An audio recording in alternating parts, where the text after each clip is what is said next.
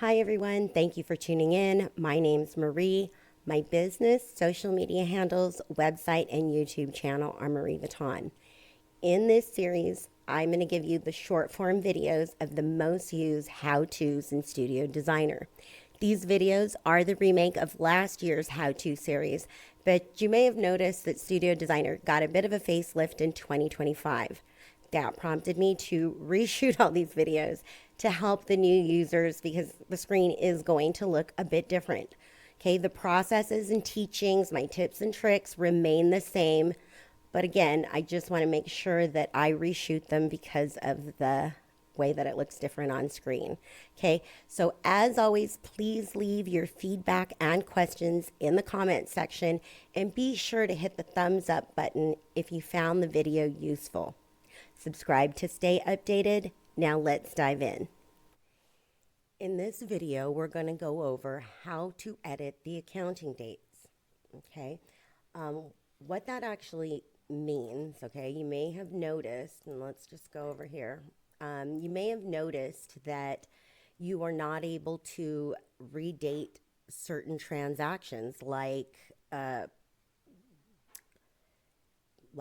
invoicing. Invoicing is probably the main one, okay? In a case where you invoice and maybe want to backdate it, if you don't do it on the right date, you'd have to backdate the full system. And what that means is you're going to go into the gear icon and you're going to go into My Employees. Under My Employee, you should find your account that you're logged in at. In this case, I'm going to go over here. Okay, and you can see that right down here, I can change the accounting date. Okay, and I mean, I know that we're in 2025, but if I wanted to, for whatever reason, invoice something as of let's not go last year, let's just do last month, okay? You need to be mindful when backdating invoices because that affects the sales tax report, okay? So you're never going to want to mess with a period that's already ran through sales tax because you're going to mess it up. Okay, so in this case, I am going to act, I mean, we're in March, so I'm going to just act like I forgot to invoice something last month. Okay, so I'm going to save and close, and you can see today, I'm just letting you know that today is, I'm in March. Okay, so I'm just going to invoice this out. I mean, this was just a test, so I'm just going to show you what that does.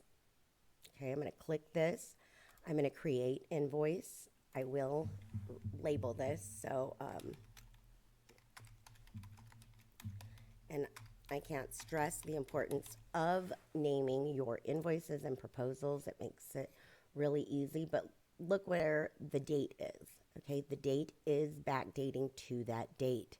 So right now, anything I do in the system is going to backdate to this date. Okay, so you must remember, and I've seen people do it and screw up their books, is you have to remember when you're done invoicing. So if you're not done and it's the end of the day, you need to go in here and take this off because it's a lot easier. You're more likely to catch a mistake from invoicing than you are to forget that the date is wrong. So anybody, that's going to backdate the whole system. Okay.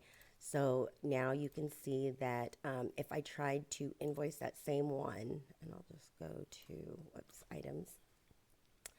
I'm going to void this, or I'm going to take it off of this invoice, okay? And this is how you would do that. I'm just going to take it off that invoice.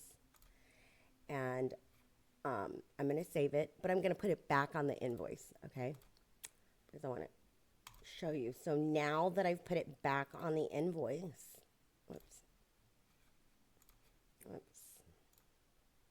It's not going to let me do it. Oh boy. Let's see. Okay. So, let's see what happened here. Okay, you can see that it is now on the invoice, but the invoice is still the same date. But let's go over here because I want you to see the general ledger. And I'm going to just pull up that invoice. And Now you can see that, whoops. Oh, it didn't take that other one off. Hang on. It did not take it off. Okay, so I'm going to take it off. Yep. And we're going to save. And now I'm going to put it back on.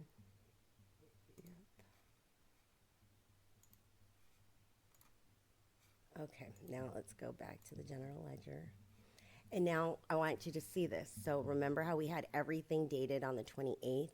Well, when we took the date off, you can see that, I mean, anytime you make a change to an invoice, once it's happened, it will void it, okay? So that's what it's doing. So it voided it, and then it recreated it, okay? So it is dated with today's date. That's regardless of the invoice now being still dated. You can see here. See how the invoice date is still 2/28 because that's the original date of creation. But you can see that there's all kinds of things happening in the GL, okay, as of, March. Okay, so if there's any that's basically how you edit the accounting dates and what it'll affect. If there's any questions about what I've said, let me know in the comments.